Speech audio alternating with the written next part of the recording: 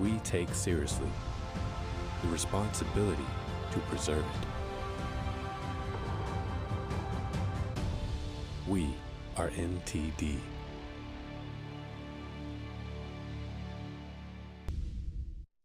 Welcome to NTD Newsroom. I'm Don Ma. President Trump welcomes Israeli Prime Minister Benjamin Netanyahu to the White House. What they have to say about Trump's peace plan for Gaza. New details about the suspected church gunman in Michigan and an update on the victims from officials. The court-appointed counsel for the man accused of killing Charlie Kirk appeared in their first court hearing today. With the looming government shutdown around the corner, a White House meeting is set to hash out disagreements. Democrats doubling down on their demands, Republicans insisting their plan is nonpartisan. The Trump administration seeks to ramp up the use of coal plants. How this can help push back against the Chinese Communist Party. New tariffs for heavy trucks, pharmaceutical drugs, and more are set to go into effect on October 1st. Are 100% tariffs too high a barrier? What's the impact?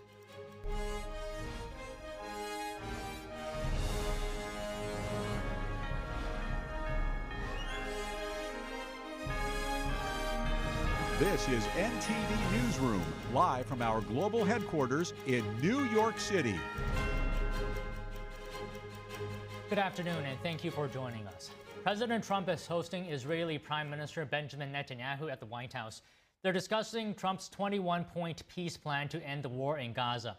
According to Arab officials familiar with the matter, the president's peace proposal calls for an immediate ceasefire, the release of all hostages within 48 hours, a gradual withdrawal of Israeli forces from Gaza, and the dismantling of the Hamas terrorist group. Trump said he was very confident of achieving peace in Gaza as he welcomed Netanyahu. This is Netanyahu's fourth visit to the White House since Trump's second term. He is seeking to shore up U.S. support. The two leaders are holding a closed-door meeting with aides. They're expected to appear together for a press conference soon. Authorities are working to determine why an ex-Marine drove his pickup truck into a Michigan church during a Sunday service. The suspect opened fire and set the building ablaze, killing at least 4 people before he died in a shootout with police. Federal and local authorities briefed the media moments ago. Listen. Officials said the FBI is investigating this as an act of targeted violence, and they're still working to determine a motive. According to the medical staff, at least 8 patients were taken to local hospitals on Sunday. 2 of them are still in critical condition. Police have identified the suspect as 40-year-old Thomas Jacob Sanford. The White House says the suspect was a former Marine veteran who served in Iraq. Investigators believe the gunman deliberately set the blaze using gasoline. In a social media post, President Trump wrote, quote, "Pray for the victims and their families. This epidemic of violence in our country must end immediately." The White House is closely monitoring the deadly shooting in Michigan. Press Secretary Caroline Leavitt said on Fox News this morning that she spoke to FBI Director Kash Patel. Based on my conversations with the FBI director, all they know right now is this was an individual who hated people of the Mormon faith. And they are trying to understand more about this, how premeditated it was, how much planning went into it, whether he left a note. All of those questions have yet to be answered, but certainly will be answered by the FBI. Leavitt said the FBI director told her that the suspect is a Marine Corps veteran and served in Iraq. He is a member of the local Michigan community, and his family is cooperating with the FBI. She said the agency is executing search warrants at the residencies of the suspect and trying to get to the bottom why he committed such an atrocity. The press secretary noted that the Trump administration is committed to fully investigating, prosecuting, and preventing such crimes. Today, state and law enforcement officials shared updates on the case and the conditions of victims. In the past 24 hours, our investigative squads and specialty teams have been out all night, exhausting leads, some of which have been coming in from the public via tips. Our special agents, victim specialists, child advocate forensic interviewers, and local partners have interviewed over 100 victims and witnesses to date and are continuing to interview individuals as we speak. Investigators say a 40-year-old man set fire to the church and then opened fire yesterday morning. Grand Blanc Township Police Chief William Renee shared today that the suspect had been arrested in the past for burglary and operating while intoxicated. The chief also explained that the church is still being processed, but everyone has been accounted for. Renee also confirmed 5 deaths, including the suspect. He said 8 people were hurt. The hospital chief of staff at Henry Ford Genesis said the patients range from 6 to 78 years old. Dr. Michael Danek said 1 person who was shot multiple times is still in critical condition. He said 3 victims suffered smoke inhalation. We had a number of our residents who were members of the church and were on site. Not only were they victims, they were also first responders. And having your friends and family come in injured and taking care of them is a really incredible experience. They were heroes. Those on the scene were absolute heroes, going in and out of the fire to drag people out, helping each other take care of the victims on the scene. The church has been declared a total loss from the fire. The incident is being investigated as an act of targeted violence. The Trump administration is seeking to reverse the decline of the use of coal plants. Previous administrations worked to phase out coal as an energy source. Secretary of Interior Doug Burgum says coal use is still growing globally, especially in China. We're in a competition, and that competition for the AI arms race, as we call it, is with China. China, absolutely the number one user of coal, and they are aggressively adding more power. Our nation can lead in technology, but if we don't lead in electrical production, we're going to lose the AI arms race. This is an interesting time in history because this is the first time in the history of the planet where a kilowatt of electricity can be converted directly into intelligence. Burgum added that many coal mines also hold critical minerals, which the U.S. is currently buying from China. So the secretary suggests expanding coal use would also help the U.S. be less reliant on its adversaries. The Department of the Interior will now open over 13 million acres of federal land for coal leasing. And Energy Secretary Chris Wright also talked about the issue this morning. He says the administration is setting to invest $625 million to expand the coal industry. Coal burning plants generated about 15% of electricity in the U.S. in 2024. That's a fall from 50% in 2000. Fracking and other drilling methods have hiked natural gas output. Solar and wind power growth have also cut coal use. And the coal workforce was almost cut in half in the last 10 years, down from 70,000 down to 40,000. President Trump made a new tariff announcement today. He wrote on Truth Social that the United States will impose a 100% levy on all movies made outside the country. The president says the movie-making business has been stolen from the U.S. by other countries. Trump described that as stealing candy from a baby. The president singled out California, criticizing its governor, saying the state has been especially hard hit. The president first floated the idea of a movie tariff in May, but offered very little details. Shares of Netflix were down over 1% in early trading. 3 defense attorneys appointed by a Utah judge on behalf of Tyler Robinson, the man accused of killing Charlie Kirk, appeared in their first hearing today in court. Utah defense attorney Catherine Nestor has been appointed as Robinson's lead attorney. Nestor has been lead or co-counsel on 9 aggravated murder cases across the country. She was joined today by 2 other public defenders who will assist with Robinson's defense.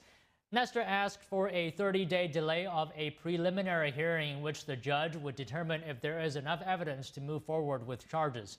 She said she was not waiving her client's right to have the hearing, but she needed time to review the evidence gathered in the case so far.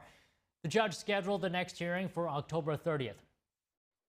A government shutdown is possible beginning midnight tomorrow as Democrats double down on their demands. President Trump is expected to meet with lawmakers today to work out disagreements. NTD's Melina Weisskopf has the latest. The clock is running out to avert a government shutdown. Democrats say if Republicans want the votes, they'll be forced to repeal parts of the recently passed Big Beautiful Bill. They're also demanding Republicans to extend tax subsidies for Obamacare. In order to find a bipartisan path forward to fund the government, avoid a reckless Republican shutdown, and deal with the health care crisis that Republicans have created. Republicans insist negotiations can happen after their 7-week short-term funding bill expires. We didn't add a single partisan priority or policy rider at all. We're operating completely in good faith to give more time. The only thing that would gut health care, using his own phraseology there, is if we took Hakeem Jeffries and Chuck Schumer's demand here, because they want to cut $50 billion from rural hospitals. The short-term extension passed the House but failed in the Senate. Senate Minority Leader Chuck Schumer insisting that the White House hear out his demands before any Democrats get on board. We need a real negotiation, that you don't do this by one party putting together a completely partisan bill and saying take it or leave it. President Trump is expected to meet with congressional leaders later today. If an agreement isn't reached by Tuesday at midnight, the government will shut down, and the administration plans to lay off more federal workers. Education Department leaders already announced its plans. The agency will furlough most of its employees. Reporting from Washington, D.C., Melina Weiskup, NTD News. New tariffs are coming soon. Joining us now to discuss is Daniel Lacalle. He's the chief economist at Tressis Hedge Fund, international financial analyst, and author of the book Freedom or Equality. Daniel, good afternoon. Always good to see you. So, as you know, President Donald Trump has announced a new set of tariffs that will go into effect October 1st. So the tariffs will be on heavy trucks, pharmaceutical drugs, kitchen cabinets, and other types of furniture as well. Do you think there has been excessive imports from overseas manufacturers into the U.S. for these products? I'm not sure that we have a figure that suggests that there's been excessive exports. What we know is that what the Trump administration is doing is literally targeting very, very directly those sectors that have the highest level of global overcapacity, i.e., these are the sectors that need to export to the United States in order to avoid a working capital challenge. And that is probably more what is going on, is that the Trump administration understands that these sectors don't have any significant alternative to sell their products to rather than the United States. So at the same time, understands that the exporters will absorb the tariffs. In any case, I think that it's also, as it is always in terms of the trade agreements between the United States and other countries, something that is subject to negotiations. Do you feel like, for example, 100% tariffs on pharmaceuticals is a too high a barrier? What would be the impact of that? Well, let's start from why. No, when we look at the price of drugs globally, we see that the United States price is significantly higher, and sometimes double, triple the one in other countries. That is why. That is because the United States is paying for the entirety of research and development in many drugs, while other countries subsidize those drugs. So I think that it's basically a way, like we have seen with the trade agreements, to reach some kind of settlement with other nations in which they absorb or accept to finance part of that research and development that they're currently not paying at all. No, so I think that that is the reason. And again, I come back to the point that all these announcements are made in a similar fashion to what we saw in the Liberation Day, which is to first create a shock and then bring people to the negotiation table. And Daniel, as well, I'm wondering if tariffs on pharmaceuticals is slightly different from tariffs on other products, because, for example, is this an issue of national security as well? Because it looks like he's targeting drugs made by companies that aren't building their factories here in the U.S.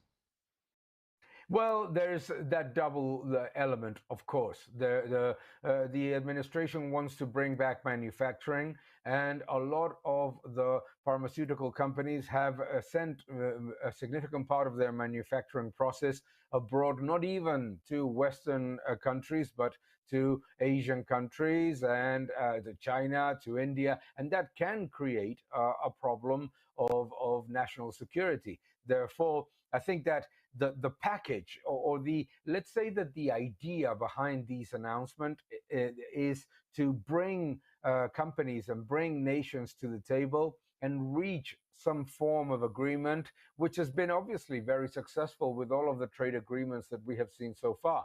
That is basically the idea. A lot of people are focusing way too hard on the headline of, oh my God, we're going to see a 100% increase in drug prices. No way. It's not going to happen that way. Actually, there is a likelihood that if manufacturing is brought back into the United States, and at the same time, part of the research and development is financed by other nations, not just the United States, drug prices will go down. So I understand your position that tariffs itself won't make drug prices more expensive, but will it make drugs more expensive simply by the fact that it is being made in the U.S. potentially, if more countries are producing in the U.S., and versus importing it from other countries?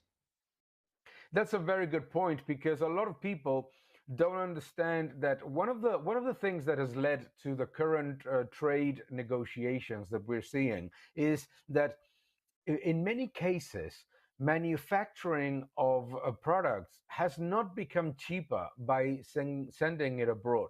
It might have been easier in terms of taxation, might have been easier in terms of regulation, but not cheaper. And this is a key factor. We have not seen the alleged benefit of very cheap products, particularly in the pharmaceutical sector, coming from manufacturing outside of the United States.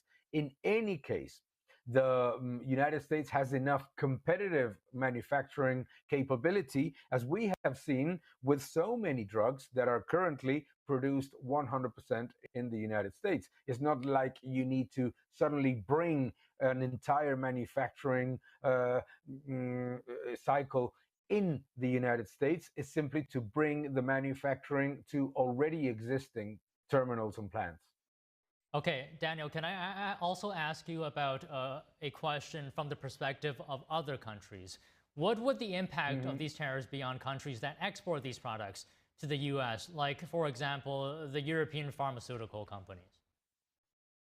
Oh, it would certainly mean higher costs. It would certainly mean lower margins. They have enormous margins. I don't think that they will worry about taking a small dent in their margins and improving the trade relationship with the United States. I think that this is part of a negotiation that should have happened way long ago, quite long ago, I would say. Yeah. Can I also ask you a question related to investment? Given these tariffs potentially going into effect in October, how are you adjusting your investment strategy, if at all? How would you give advice to your clients? Well, every time that we talk with clients and we talk about the likelihood of an impact of tariffs, we always say, start from the premise of lower margins on the exporters.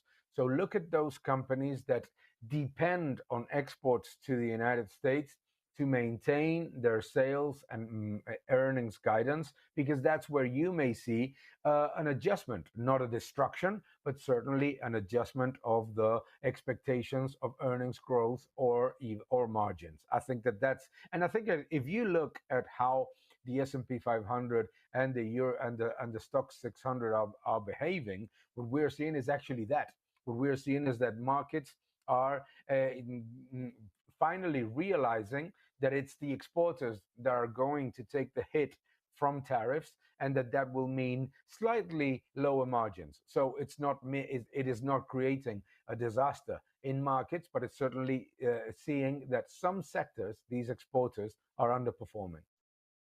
Okay, all right, Daniel, just one last question, and I want to take a step back. Broadly speaking, have other countries been taking advantage of the U.S. in regards to whether it's these products or other products? Well, the idea of taking advantage seems like it's an unfair situation, and to a certain extent it is.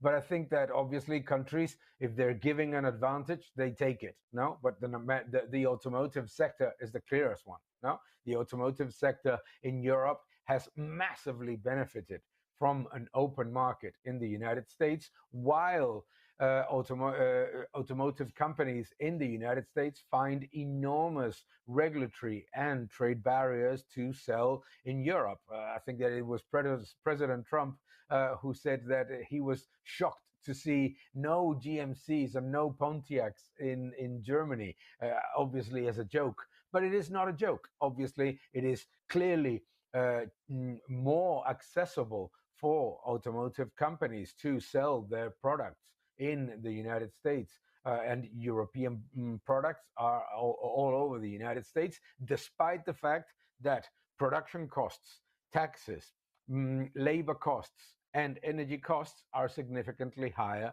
in the European Union. That is a very clear case. Another very clear case, I would say, is the ability to export farming products. Farming products are very easily exported to the United States, yet using regulatory burdens or so-called environmental requirements, etc., farming products are basically suffering quite a bit when they are exported from the United States to the European Union or to other countries. Well, okay, Daniel, it's always great to speak with you. Thank you again for coming on the show. Always a pleasure. Thank you very much. Coming up soon, President Donald Trump will hold a bilateral meeting with Israeli Prime Minister Netanyahu at the White House. What they have to say about Trump's peace plan for Gaza. Don't go away.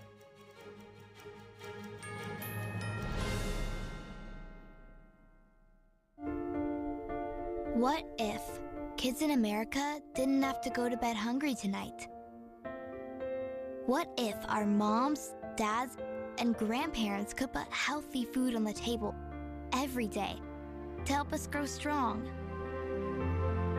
What if all of our friends and neighbors had fresh food too, and there was no hunger at all in America? And what if there was a way today for you to help? Call now or go online to helpfeedingamerica.org and give $19 a month, just 63 cents a day. So many of us don't have enough food to eat, but your monthly gift means families across the country and in your community can fill plates with food. Kids can get healthy meals year-round, even when school's out, and our neighbors can have fresh food. Food that moms, dads, entire families need to thrive. But right now, more people are facing hunger. Feeding America works from coast to coast with partner food banks, food pantries, and meal programs. It takes all of us to make that happen. Will you help too? Please call the number on your screen or go online to helpfeedingamerica.org and give just $19 a month, and we'll send you this free canvas grocery bag. It's our way of saying thank you for helping to end hunger for our neighbors. Because no kid, no mom or dad, nobody should go hungry in America. Nobody. So what if today was the day you could help nourish futures for our friends, our families, for all of us? Ending hunger is possible. What if we end it together? Call or give online today at helpfeedingamerica.org and your gift can be doubled. Thank you. Kids love it. Parents trust it. Obviously. Explore GJW Plus Kids Series and Ganjion Campus courses led by expert educators. This is spectacular. Children will learn values like respect, responsibility, and knowledge in language, science, and more. Wow. All while having fun. Perfect. Subscribe today at GJW Plus Kids, where learning meets fun. For decades, I've taught you everything I know. How to safely build a fire, and how to control the flames. But I can only teach wildfire prevention. Only you can prevent wildfires.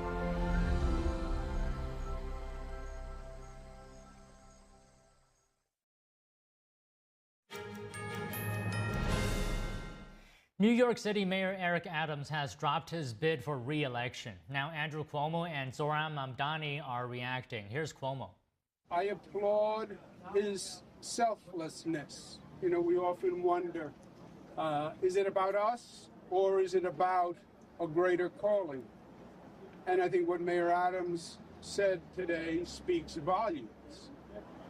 He said, I'm going to put my personal ambition aside for the good of the city, because he's afraid of the result if Mr. Mamdani were to win the election. And we should all be afraid of the result. Well, I think the race continues to be the same as it was, where it's a race between us and the failed politics that we've seen, whether it's Andrew Cuomo or Eric Adams. It's a politics where Donald Trump and billionaire donors are determining the actions of failed executives. We're going to show that they can't dictate the outcome of this race. Adams spoke proudly of his tenure as mayor, but he said he's now dismissed federal corruption case left voters wary. He also said constant media speculation about his future made it impossible to raise enough money to run a serious campaign. Adams did not endorse any of the remaining candidates, but he warned of insidious forces using local government to advance what he called divisive agendas. Adams' exit could potentially boost Cuomo's campaign. He casts himself as the one candidate who can beat Democratic Socialist Zoran Mamdani. Missouri's Governor Mike Kehoe has signed a new congressional map into law. It could land Republicans a boost in the House going into next year's midterms. The new map will likely help the GOP flip one Democratic seat and give Republicans a 7-1 advantage in Missouri's delegation. Trump yesterday called the plan fantastic, saying it will help send another MAGA Republican to Congress. Democratic Congressman Emanuel Cleaver criticized the move for using Troost Avenue as a boundary line, a street that he says historically segregated black and white residents. Some residents west of the new dividing line will be shifted into a district held by a Republican representative. Opponents are gathering signatures for a statewide referendum on the new map. They're also pursuing lawsuits to block the map. Kehoe defended the new map, arguing it reflects Missouri's conservative values in Washington. We're turning now to the latest federal deployment from the Trump administration. Federalized National Guard troops have been ordered to Portland, Oregon, following escalating tensions outside federal immigration facilities. Here are the details. Secretary of War Pete Hegseth on Sunday federalized 200 Oregon National Guard troops and ordered them to Portland. President Trump says the troops will protect immigration facilities and respond to threats from Antifa, a group Trump designated as a terrorist organization last week. The deployment drew praise from some local residents who spoke to the Post Millennial. We've been asking for help for months, and we're finally going to get it. Federal authorities have also spoken. Happening now, President Trump and Israeli Prime Minister Benjamin Netanyahu are holding a joint press conference following their meeting at the White House. We're going to listen to that. Many other countries, both of us, with many other countries, which is the only way this whole situation gets solved. And I'm not just talking about Gaza. Gaza is one thing, but we're talking about much beyond Gaza. The whole deal, everything getting solved. It's called peace in the Middle East. So today is a historic day for peace, and Prime Minister Netanyahu and I have just concluded an important meeting on many vital issues, including Iran, trade, the expansion of the Abraham Accords, and most importantly, we discussed how to end the war in Gaza, but it's just a part of the bigger picture, which is peace in the Middle East. And let's call it eternal peace in the Middle East. So this is far more than anybody expected, but the level of support that I've had from the nations in the Middle East and surrounding Israel and neighbors of Israel has been incredible, incredible. Every single one of them. This afternoon, after extensive consultation with our friends and partners throughout the region, I'm formally releasing our principles for peace, which people have really liked, I must say. And these are done not just routinely done, these are done with total consideration and working with the nations that we're talking about. All of these nations have made contributions to those suggestions.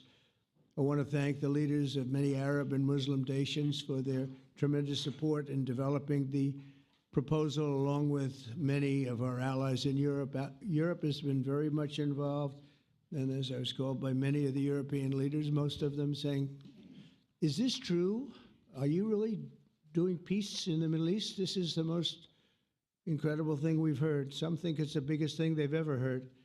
They called just to find out, was it just a rumor or is it actually done? And then they said, have you spoken to the Arab leaders? Have you spoken to all of the other leaders that we have to get? A lot of people involved in this one. I also want to thank Prime Minister Netanyahu for agreeing to the plan and for trusting that if we work together, we can bring an end to the death and destruction that we've seen for so many years, decades, even centuries, and begin a new chapter of security, peace, and prosperity for the entire region. And I want to just say that my meetings and dialogue that we had with so many countries, Saudi Arabia as an example, the king is a phenomenal person. The Emir of Qatar, he's an incredible people. UAE, and that's MBZ and ABZ. We're totally involved. These are the people that we've been dealing with and who've been actually very much involved in this negotiation, giving us ideas, things they can live with, things they can't live with. Pretty complex. I mean, after 2,000, 3,000 years, whatever it is, I guess it's got to be a little complex, or it would have been done a long time ago. The King of Jordan was with us, as you know, in the United Nations. The President of Turkey, President Erdogan, is a friend of mine, a strong man, but a good man. President of Indonesia, somebody who's an amazing leader.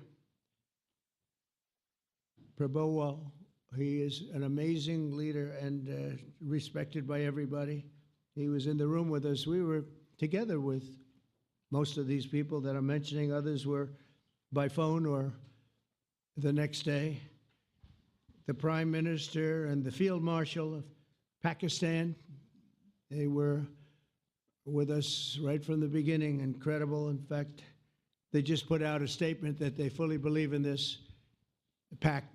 It just came out just as I was walking around. They said, sir, you have a big notice from the Prime Minister of Pakistan and from the Field Marshal that they back this 100%.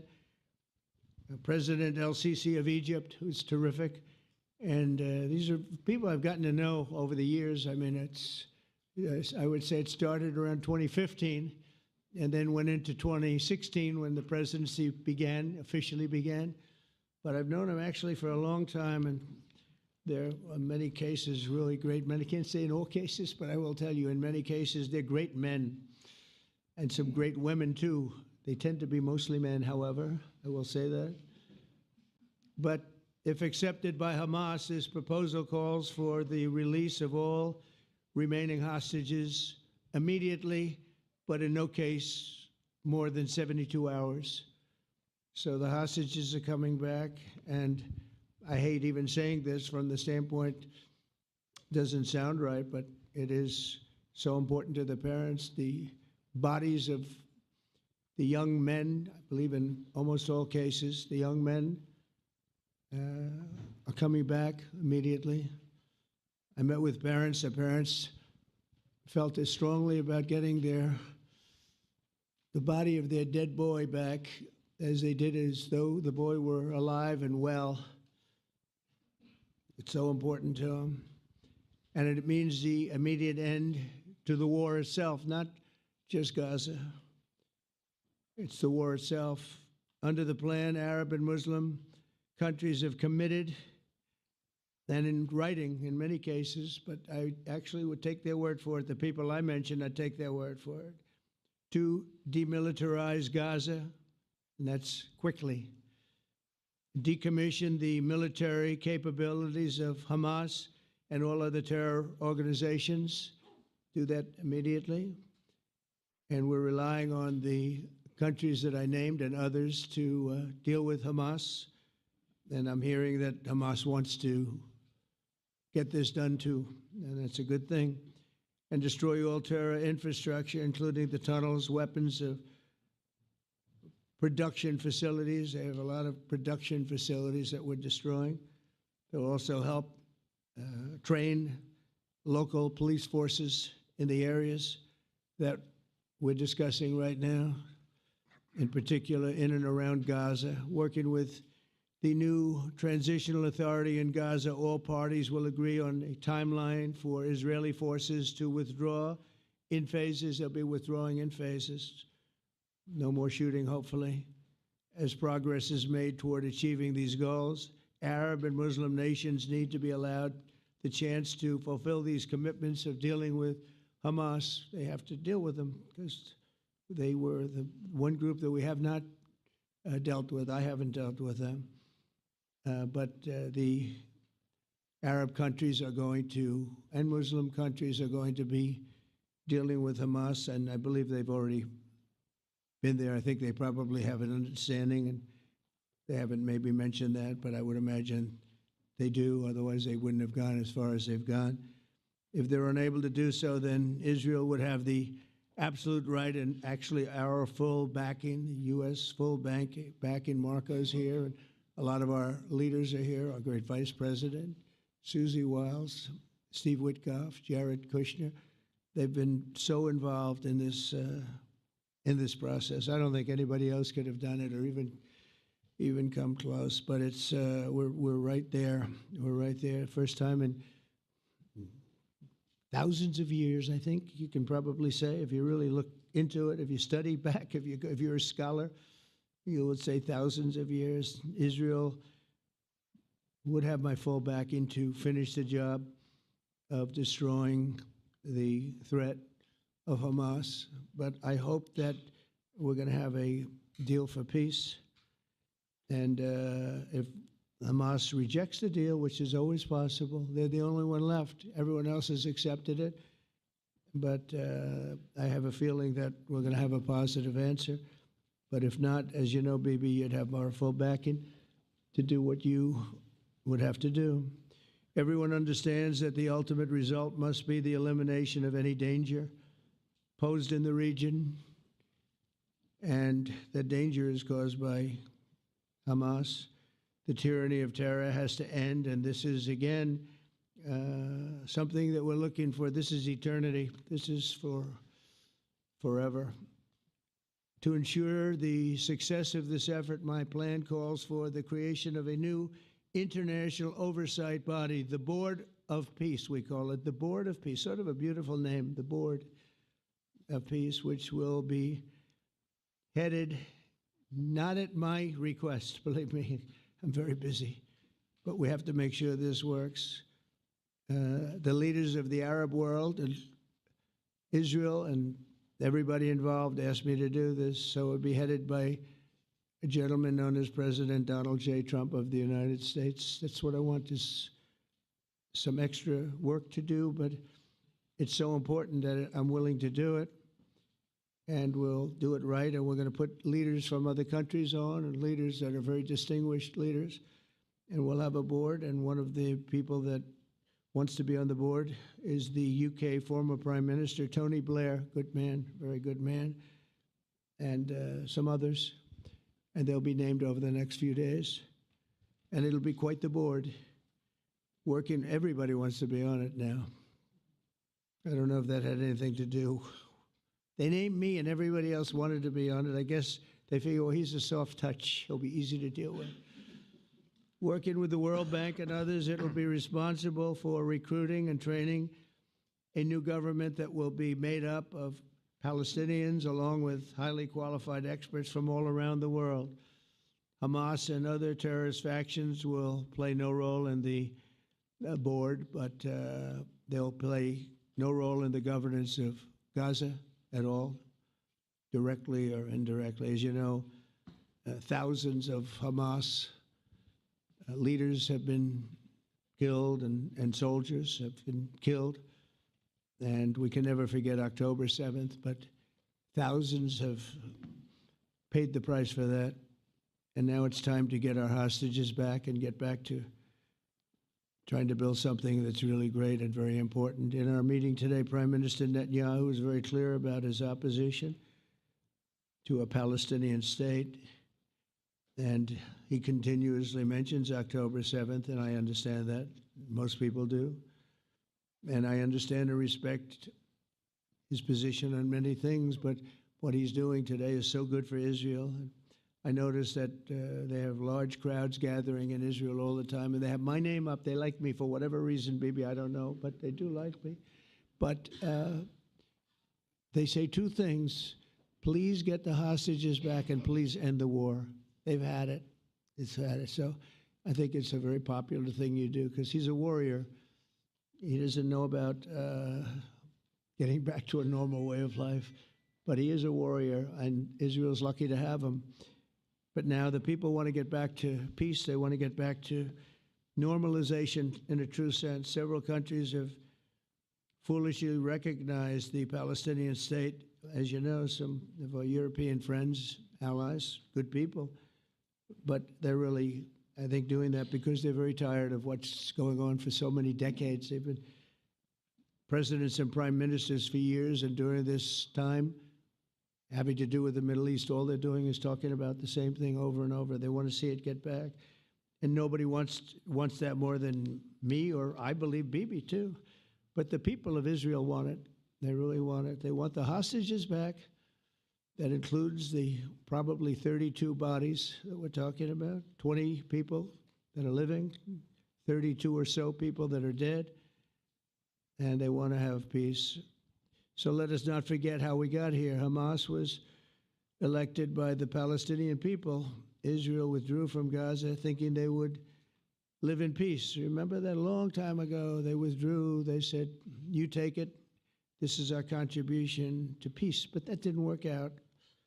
That didn't work out. It was the opposite of peace. They pulled away. They let them have it. And I never forgot that, because I said, that doesn't sound like a good deal to me. As a real estate person, I mean, they gave up the ocean, right? Ron, they gave up the ocean. They said, who would do this deal? And it still didn't work out. They were very generous, actually. And they gave up the most magnificent piece of land in many ways in the Middle East. And they said, all we want to do now is have peace. And that request was not honored. Instead of building a better life for the Palestinians, Hamas diverted resources to build over 400 miles of tunnels and terror infrastructure, rocket production facilities, and hid their military command posts and launch sites in hospitals, schools, and mosques. So if you went after them, you'd be after them, and you wouldn't even realize you ended up knocking out a hospital or school or a mosque. That terrible thing, terrible, terrible way to have to fight. No fight is good, but that's a real bad one. So there are many Palestinians who wish to live in peace. Many, many, many. I've seen so many of them. And they have support. And I challenge the Palestinians to take responsibility for their destiny, because that's what we're giving them. We're giving them responsibility for their destiny, fully condemn and prohibit terrorism and earn their way to a brighter future. They don't want the life that they've had. They've had a rough life with Hamas.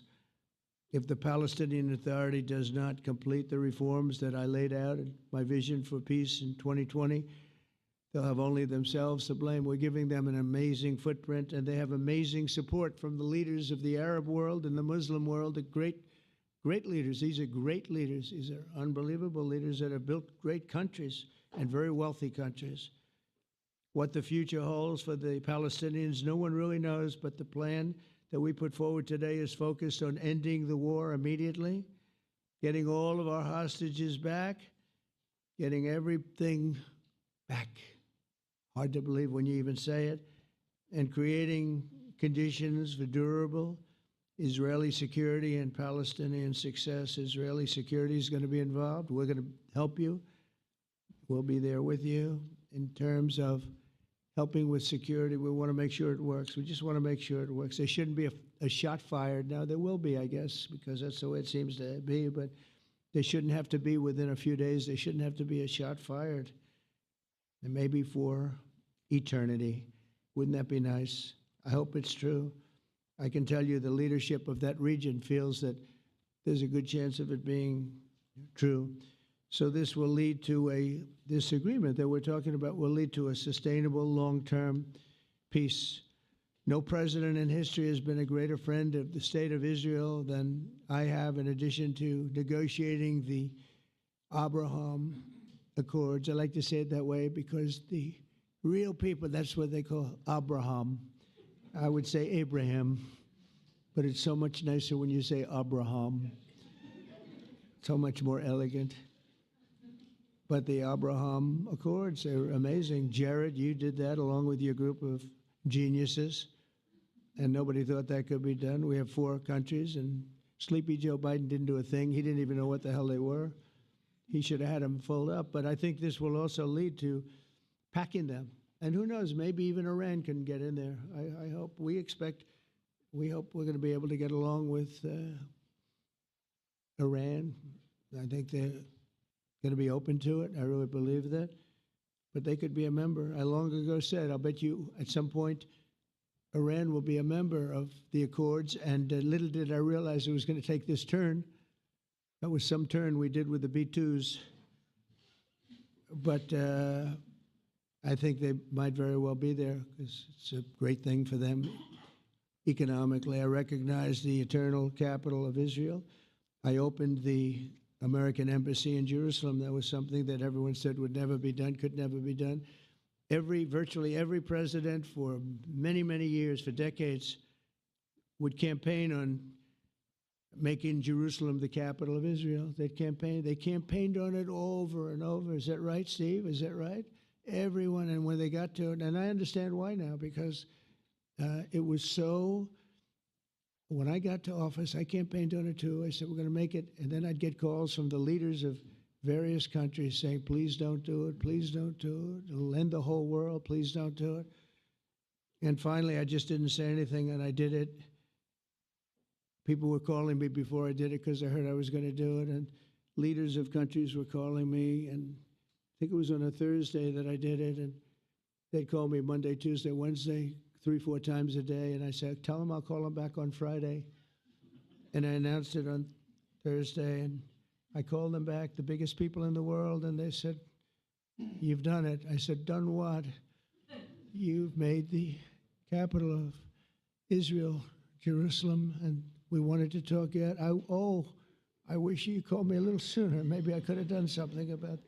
So that was a lot easier than getting into an argument, because I knew what they were calling about. And you know what? It turned out to be amazing.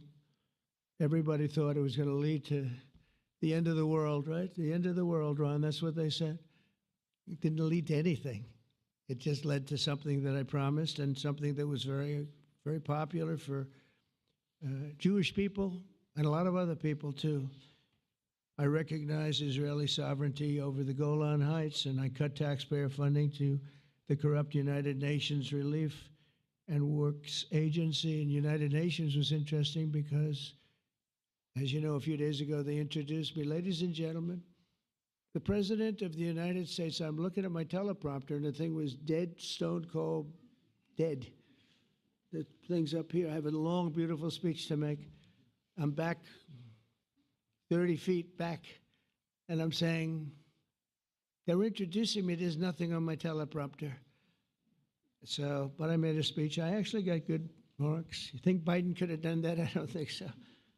I don't think he could have done that. I don't think too many people could have done it. But actually, it was actually more of a speech from my heart, if you want to know the truth. I think it was maybe better in certain ways because it was from the heart. It has to be from the heart. Otherwise, you're in big trouble.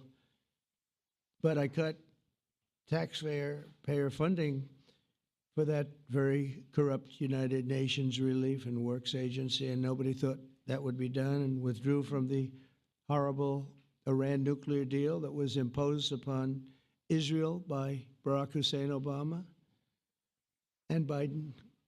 And I don't think Biden knew anything about it, though. I don't think he knows anything about it now, actually, if you ask him. He'd say, what is that? And we obliterated Iran's nuclear enrichment capacity, making it impossible for them to have a nuclear weapon, which they would have had probably in about 2 months from that. But I've never asked Israel to compromise its security, but we had big, strong talk. Nobody's been better to Israel. No president's been better to Israel than Donald Trump. But we had a long, strong talk, Bibi and I, and He understands it's time. It's time. History has shown. And the people of Israel want it. And the people of the Middle East want it. The people of enemies of Israel want it. But they don't have really too many enemies right now. And you know what? Many countries have gained great respect for Israel, for the way they fight, for the job they do, including me. I had respect anyway, but they gained respect. History has shown us that those who have relations with Israel have thrived, while those who have devoted resources and attention toward the destruction and even annihilation of Israel have languished. They haven't done well. Israel is not going anywhere. They're going to coexist with other people and countries in the region, from Syria to Lebanon to Saudi Arabia. The promise of a new Middle East is so clearly within our reach. This is the closest we've ever come to real peace, not fake peace, not political fool's peace. If we can get this difficult problem solved, the opportunities for all within that vast region of this world, it's a vast region, it's unlimited. The Abraham Accords show that all countries are better off when they communicate and work together and embrace new opportunities. I hope Jared and Steve and Susie and Marco and JD, we have great people. I hope you guys are going to work very hard to get these other countries in, because now they have no excuse. There's no longer an excuse. They were somewhere hesitant. And I tell you, the 4 countries that went in, I give them tremendous credit, and it's worked out incredibly well for them. In the same spirit, I'm pleased to report that earlier today, we took another important step toward greater understanding in the region. A short time ago, we had a historic phone call in the Oval Office with Prime Minister Tani, who's really a great, great person. So we had a great talk, and I was on the phone, and Bibi was talking. Prime Minister Al-Thani was of Qatar. They really had a heart-to-heart conversation. It was a great conversation, I thought. It was productive. It was everything that you need to have something turn out to be successful. And I want to thank Bibi, and I want to thank the Prime Minister. It was fantastic. We agreed to launch a formal trilateral mechanism between Israel, Qatar, and the United States to begin a dialogue to enhance mutual security, correct misperceptions, and avoid future misgivings. And I want to thank Qatar, its leadership, and the Emir. He's a fantastic person. I think, I'm going to be his public relations man, because I know him differently than a lot of people know him. But he wants peace. He wants to see peace. And his people, and they really acknowledge the critical role that they've played as mediator. And again, we're not quite finished. We have to get Hamas, but I think they're going to be able to do that. So now it's time for Hamas to accept the terms of the plan that we've put forward today. And again, this is a different Hamas than we were dealing with, because I guess over 20,000 have been killed. Their leadership has been killed 3 times over. So you're really dealing with different people than we've been dealing with over the last 4 years, 5 years. Everyone has done their part and come to the table in good faith. Our Arab and Muslim partners are fully prepared to step up and fulfill their commitments for the benefit of the people of Gaza and the entire region. They're willing to step up and do a lot. They really are. There are a lot of good people involved. Everybody who wants to see an end to the violence and destruction should be united in calling for Hamas to accept the extremely fair proposal, so that we can end the war and get us back our hostages right now and have everlasting peace. And I look forward to having relationships with everyone. As the chairman of the board, I'll be involved, and we'll have meetings with some very smart people that'll be working over there to make sure that we haven't just been wasting time with an agreement that doesn't get done. The task of building peace will not be easy. There are some of the hardest problems in the world to solve, and that's why it's been going on for so many centuries. But too many lives are at stake not to try, and this is more than a try. I mean, I think this is something that gets done when you have virtually every country, and these are powerful, powerful countries that have a lot of money, and the money can make things happen. A lot of countries try and they don't have any money. These are very rich countries that can make things happen. So together we'll forge a much safer and more hopeful future for everybody, including Israel. And I want to thank Prime Minister Netanyahu for his partnership. And I want to thank all of the leaders, the kings and the emirs and the presidents and prime ministers, people I mentioned. And they've been absolutely fantastic to work with. And it's just happened very quickly. It's happened from a couple of weeks before I had a meeting, a couple of meetings, but a couple of weeks before we went to the United Nations, and we had some incredible meetings. It all came to place. It all took place, and everybody wanted to be a part of it. I don't have anybody that's saying we don't want anything to do with it. It's just the opposite. And I'll tell you, a couple of years ago, a year ago, I don't think we would have had this kind of participation, Mr. VP, right? I don't think we would have had. It's been amazing. The participation was 100%. Everybody wants to be a part of it. And everybody, those very strong countries, everybody wants it to work. So, Bibi, congratulations on this. I think this will be your crowning achievement, frankly. If this all works out, we think it will. It's going to be your crowning achievement. And I want to thank you very much for being here. Thank you. Please. Thank you. Thank you. Mr. President, first I want to thank you for graciously hosting me once again in the White House. And second, I want to thank you for your friendship and for your leadership. From Jerusalem to Tehran, from the Golan Heights to Gaza, you've proven time and again what I've said many times. You are the greatest friend that Israel has ever had in the White House. And Mr. President, you and I both know it's not even close. While you focus at home on making America great again, your leadership abroad is changing the world for the better, ending wars and advancing peace. I believe that today we're taking a critical step towards both ending the war in Gaza and setting the stage for dramatically advancing peace in the Middle East. And I think beyond the Middle East, in very important Muslim countries. I support your plan to end the war in Gaza, which achieves our war aims. It will bring back to Israel all our hostages, dismantle Hamas's military capabilities, end its political rule, and ensure that Gaza never again poses a threat to Israel. We would not have achieved this turning point without the courage and sacrifice of our incredibly brave soldiers. They fight like lions to defend the people of Israel, and they serve on the front line in the war between civilization and barbarism. Mr. President, when our two countries stand shoulder to shoulder, we achieve the impossible. Just a few months ago, in Operation Rising Lion and Operation Midnight Hammer, we struck a decisive blow against Iran's nuclear and ballistic missile program. Your bold decision to send those B-2s made the region safer and the world safer.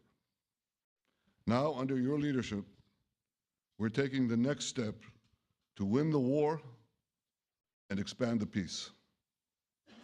Your plan is consistent with the 5 principles my government set for the end of the war and the day after Hamas. Everybody asks, what is your plan for the day after Hamas? Here's our plan. Passed it in the cabinet. All our hostages, both those who are alive and those who died, all of them will return home immediately. Hamas will be disarmed. Gaza will be demilitarized. Israel will retain security responsibility, including a security perimeter for the foreseeable future.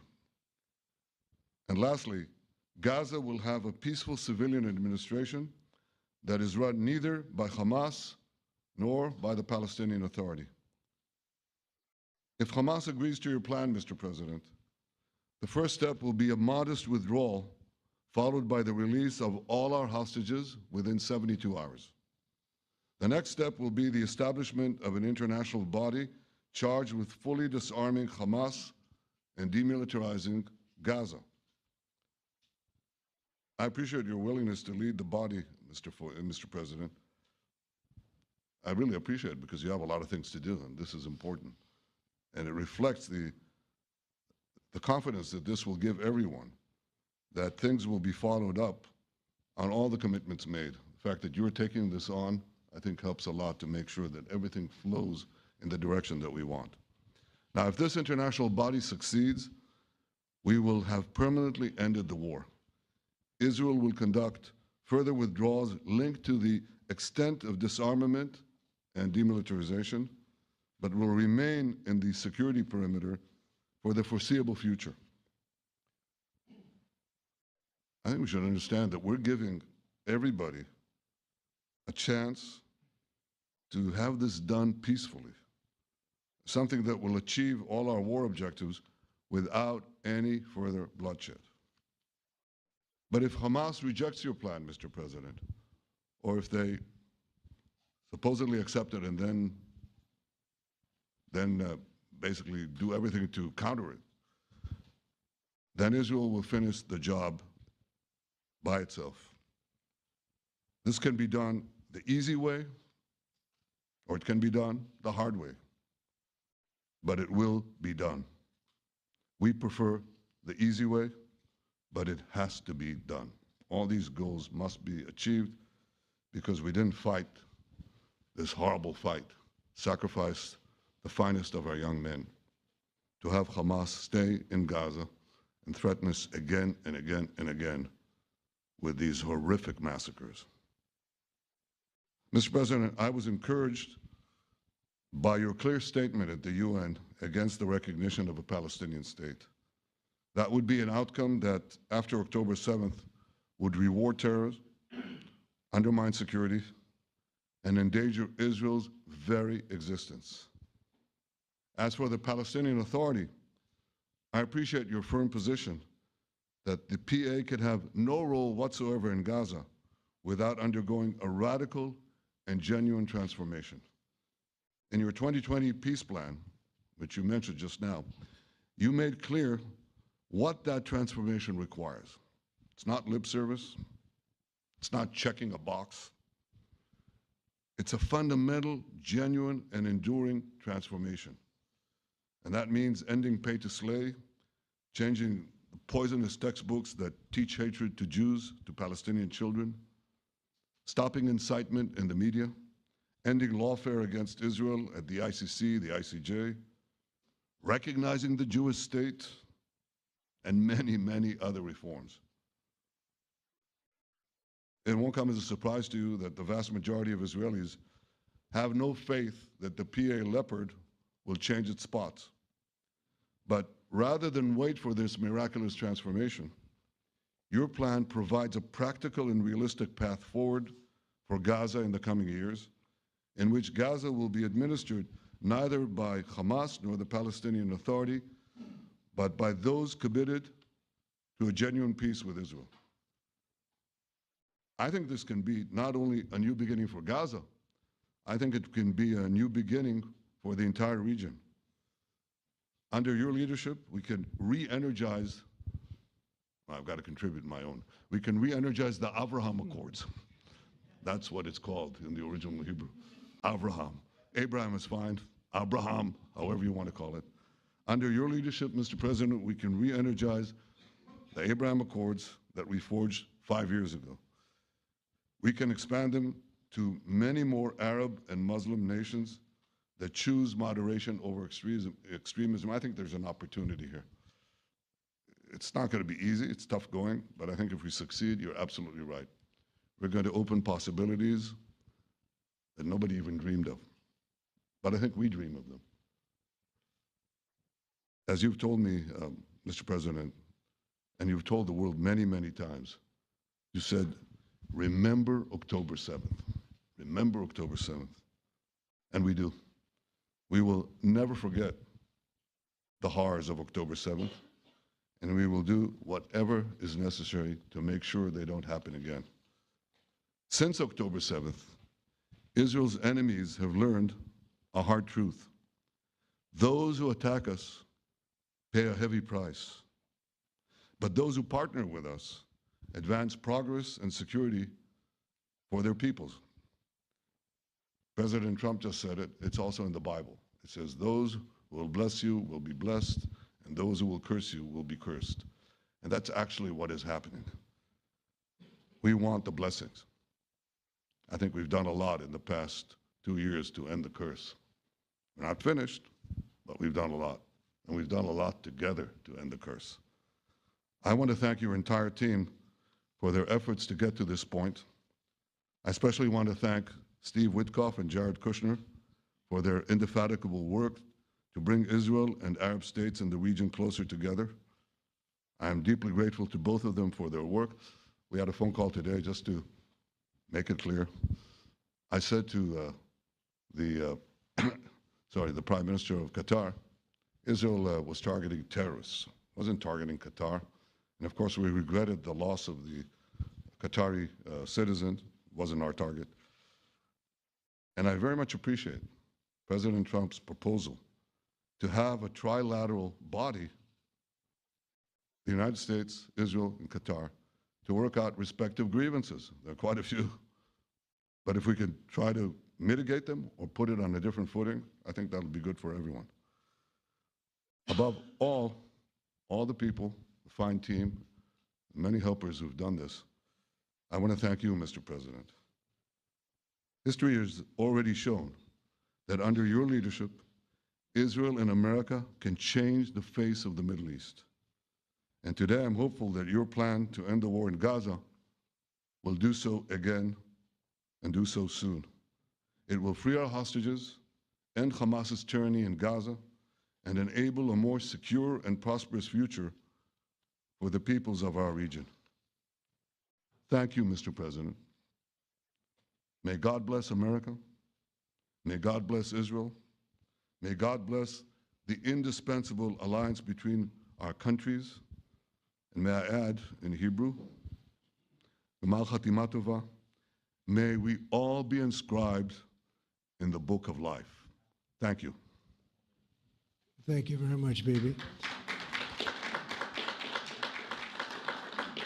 So I think while we wait for these documents to be signed and get everybody in line, I think it maybe is not really appropriate to take questions. I'm meeting with, as you know, a couple of Democrats in a little while about the country, about keeping our country open. They're going to have to do some things because their ideas are not very good ones. They're very bad for our country. So we'll see how that works out. But this is something that was really historic today. This was something that was amazing. I think, Bibi, I mean, depending on you, I think while we're waiting for signatures and waiting for approvals from a lot of different countries that are involved in this, we probably shouldn't take questions? Or would you like to take a question or two from perhaps a friendly Israeli reporter, if there's such a thing? That's a very, very tough proposition. But I would think, Mr. President, that I would go by your instinct that this is, we'll have enough time for questions. Let's settle the issue first, I think. No, Thank you very much, everybody. Thank you.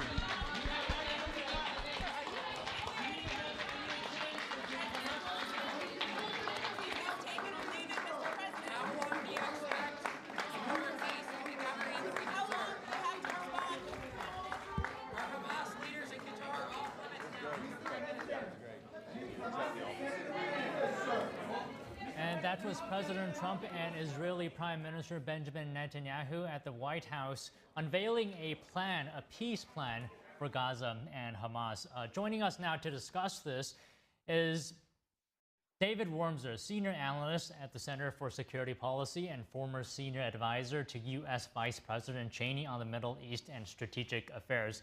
Okay, Good afternoon, David. Thank you so much for waiting for this press conference to conclude.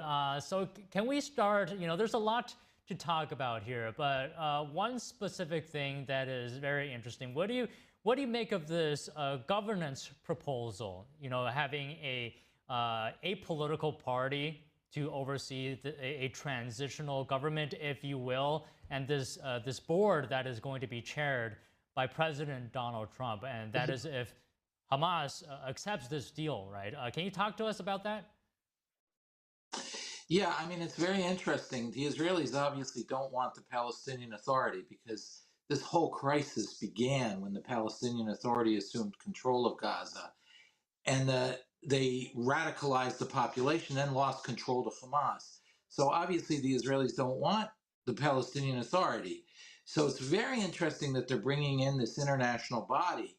But again, it shows that Israel really only trusts the United States. And specifically, they really only trust President Trump to be pro-Israeli, or at least to have Israel's concerns at heart, or take them seriously. And as a result, while the Israelis are skeptical of an international body, skeptical that an international body will be aggressive enough to clean out the remnants of Hamas and really go through every tunnel, every hole, every room to root out the weaponry that Hamas has stowed away, they only trust the United States. And that's why I think you see the construction of this in the shape that it is and the demand by Israel that President Trump personally lead it. I get the sense from President Trump and Prime Minister Netanyahu that they're very confident, or at least to a certain degree, that is unseen from previous peace efforts. Can you talk to us about what is different this time? Well, I think what they are confident about is, I think President Trump and Israel are a little different on the issue of Qatar per se. But overall, I think the Israelis and America together are very confident. This sort of clears out this nightmare of the last 2 years. If you go back 2 years, Israel and Saudi Arabia were on the verge of a peace treaty. And I think this clears out all this nightmare and underbrush and misery and debris that was left that blocked Israel from moving ahead with normalizing relations with critical Arab states like Saudi Arabia, perhaps others. And so I think there's this confidence that this unlocks things. It's not directly going to lead to it, but this was in the way. And this had to get out of the way in order to move ahead like that. There is some difference over Qatar. The Israelis see Qatar as one of the instigators of 9/11, the Muslim Brotherhood being an ideology supported by Qatar that animated Hamas as well as other regional actors that are dangerous. So the Israelis have a more dim view, but at the same time now they are in direct meetings and direct talks with the Qataris under the auspices of the United States. So even there's sort of a calming mechanism that's been set up. And I think, David, the million-dollar question here is why should Hamas accept this deal, including demilitarizing? Well, I think Hamas has to accept the deal for 2 reasons. First of all, as I think the Prime Minister said, they can do it the easy way or the hard way. The Israeli military is coming. It will disarm them and destroy them. And they can do that either by giving up now, and they can do it peacefully, take the some of the clauses are safe passage, amnesty, they can go abroad. They can do that, or they can be destroyed. And so that's one incentive. The second incentive is Hamas and Qatar really are linked. Qatar is not really a neutral observer. They are really the mentor of Hamas. And if this is in Qatar's interest, and it is, then they can lean on Hamas to give up the hostages and go for a resolution. Hamas really can't buck Qatar's demand. And Qatar was shocked by the Israeli state. Israel apologized for the strike just now, but on Hamas and Qatar. But it shocked Qatar that they were vulnerable to Israeli power. And I think that scared the Qataris enough to say, okay, this is too dangerous. Hamas, you're beginning to get us in trouble and us endangered. So I think between Hamas's incentives to go to peace and Hamas's own to survive personally, you may get a deal, but I'm not sure yet. I'm not as confident as the president is. And even if they agree, they can play games. Some of the bodies may not be the Israelis. They may be somebody else's body. They have played these games before. They're somewhat cruel and sadistic on top of it all. So they could return empty caskets or bodies of people who aren't Israelis. So this has quite a ways to go. And I'm still not 100% sure. In fact, I'm on the 50-50 mark, whether even Hamas will accept this. So if you're saying that Hamas will play tricks even if it accepts the deal, I mean, I'm just thinking to myself here, wouldn't the better option be to then just to eliminate Hamas?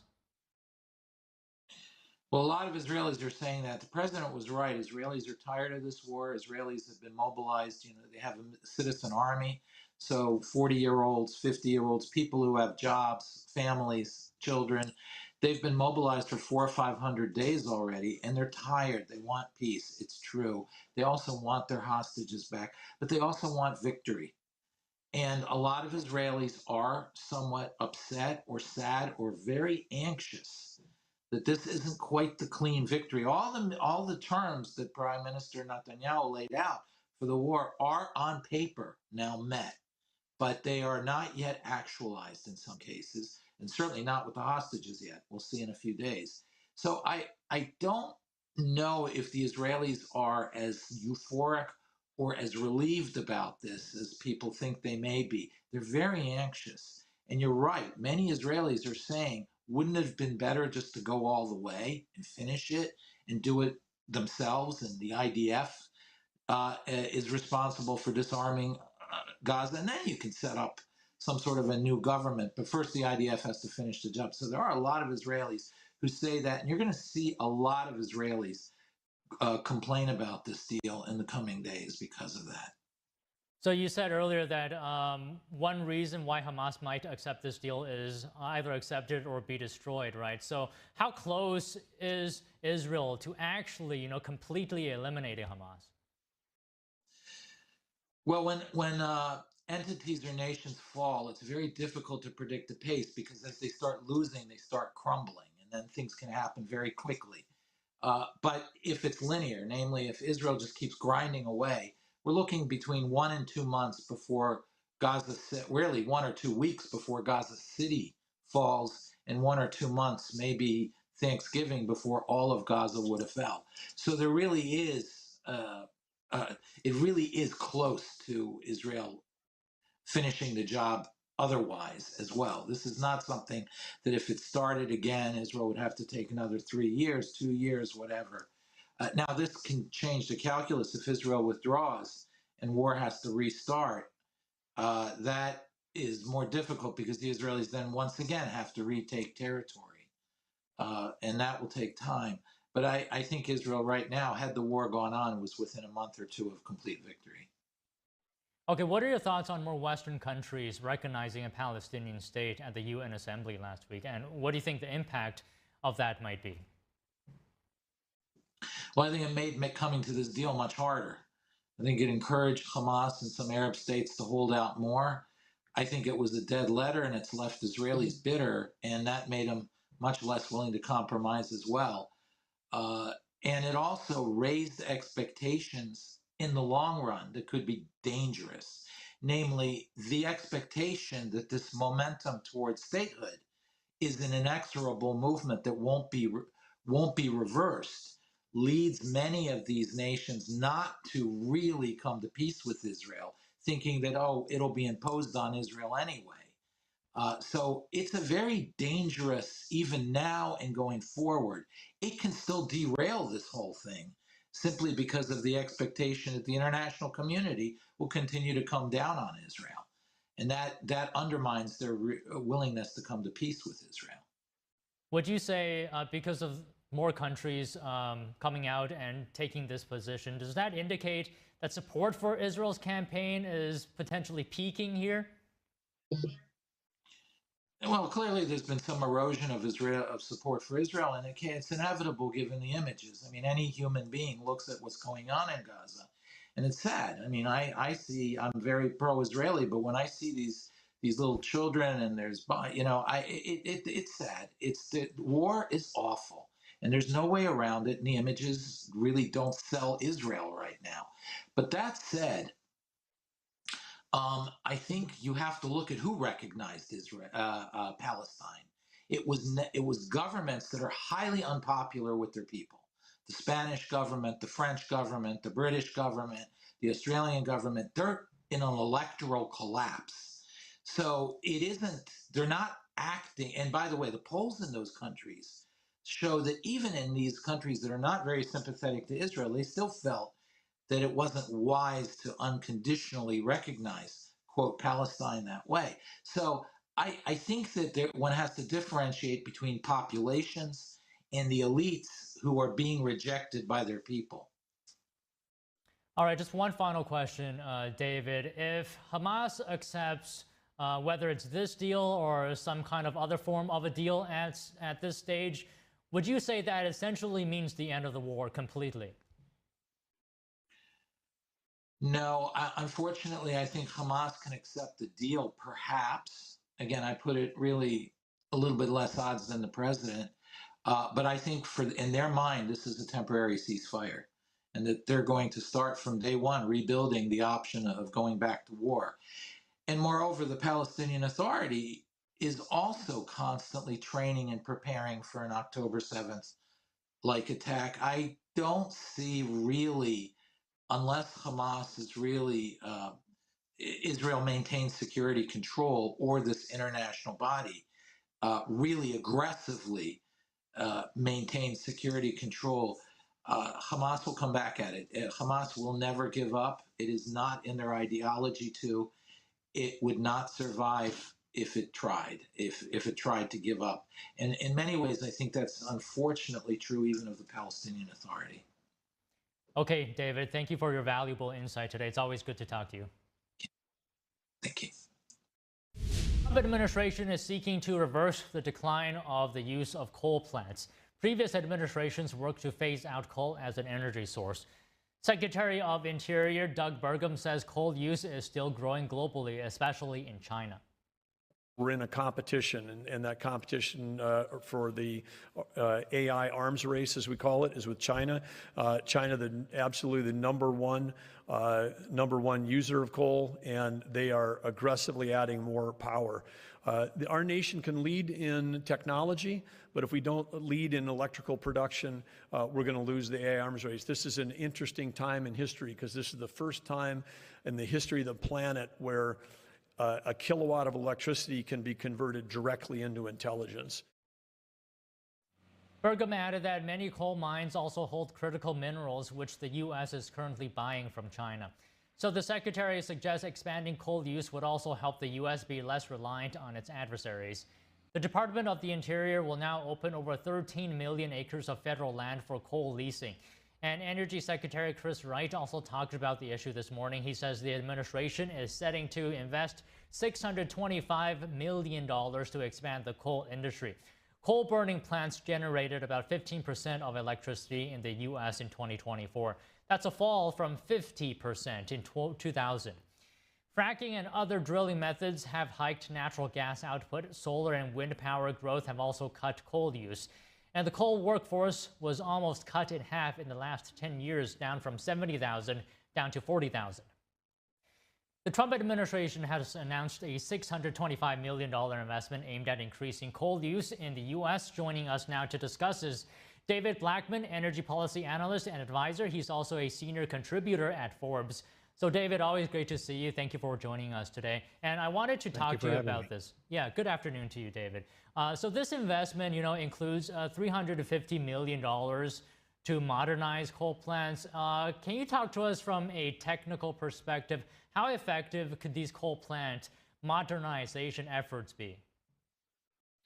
Well, the modernization efforts are designed to add more scrubbing technology to cut emissions from the coal plants. It's one of the big objectives that's going on now at the Department of Energy that's part of this is to prevent the premature closure of some of the coal plants that are scheduled to be retired over the next 5 to 10 years, based on the rising demand from AI data centers, crypto mining, and other heavy uses of electricity. We're going to need to keep those power plants online for longer, and some of them are older plants that don't have the most modern scrubber technology. So that's a big piece of this, is controlling the real pollution, cutting back on particulate emissions that come out of coal plants. So it's a good investment. You're asking power generators to keep older plants online that they have scheduled for retirement. So there's a lot of cost incurred in doing that and making sure those plants can continue to comply with the emissions regulations that are in place at the EPA. But, David, some reports apparently are saying that forcing coal plants to remain operational could actually increase costs for consumers due to their higher cost of operating aging coal plants. What is your response to that? Well, and that's part of what this is the federal government recognizing that possibility and allocating some funds that, that have been saved from other proposed usage here over the past 8 months to help alleviate that very issue. There a lot of those studies on the cost, relative costs of various different generation sources are pretty questionable, and it's hard to know what's accurate and what isn't accurate.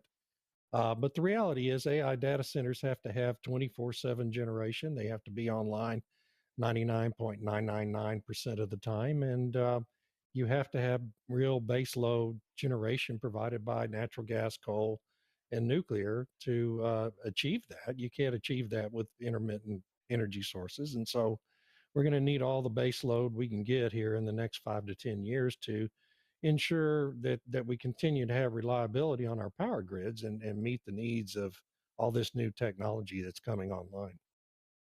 Is there actual demand for coal in the U.S. economy? Is there enough? Well, there's demand for coal and power generation. So we're not building new coal plants right now. I suspect we're probably going to have to begin permitting the building of newer coal plants here in the coming years, just because there are some parts of the country where you're not going to be able to build nuclear and natural gas to meet the demand center needs. Not many, but some. And so I think there's probably going to be a need to expand the coal fleet in the coming years. And this is part of what's leading up to that. But there's also a huge international market for coal produced in the United States. We produce coal in the United States more responsibly, more cleanly, with fewer emissions than anywhere else on Earth. We also have the largest reserves of coal than any other country on Earth.